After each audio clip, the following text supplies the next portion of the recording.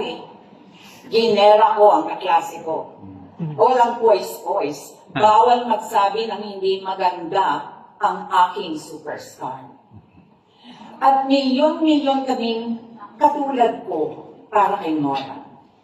Tuwing may mga pagkakataon ng paglabas niya sa mga TV shows at iba pang mga personal appearances, dagsaan lahat kami mga fans, nakilig at mangiyak-ngiyak kasi nakita namin si Nora, nakangiti at kumakaway. May mga fans na umaakyat ng bakod, hinihimatay, nag-aalay ng kwintas na sampagita hanggang wala nang makita sa leeg ni Nora Honor. We were called the Backyard Crowd. And we were proud of it. Dahil may superstar kami na isa sa amin. Philippine showbiz has never seen that level of adulation until Nora came. And never again after Nora. Gayunpaman, si Ate Guy ay nanatiling simpleng probinsyana at heart. Walang attachment sa glamour, fame, or wealth. Ang naging mahalaga sa kanya ay ang kanyang dedikasyon sa kanyang craft dahil yun ang kanyang sukli sa pagmamahal ng kanyang mga tagahanga. Napapanood natin siya hindi bilang isang artista, kundi isang tunay na tao sa mundo ng kanyang karakter na ginagampanan. Hindi siya takot magpakita ng kahinaan.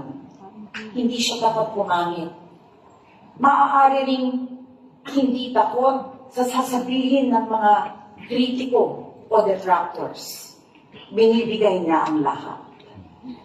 Si Nora nga daw ang nagpauso ng mata-mata acting. Mata pa lang, patay ka na.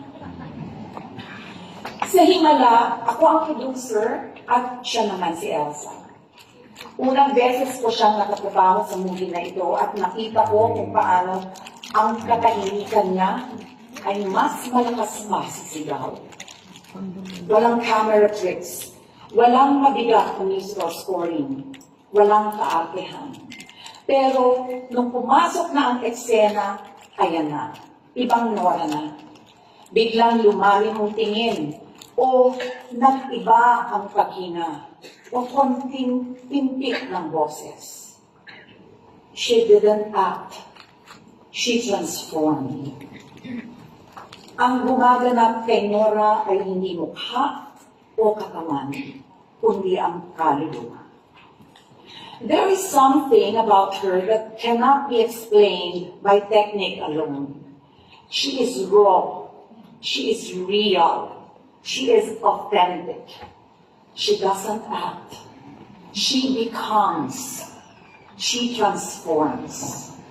Hindi lang siya artista, siya ay alagad ng sining. May lalim, may tapang, may puso.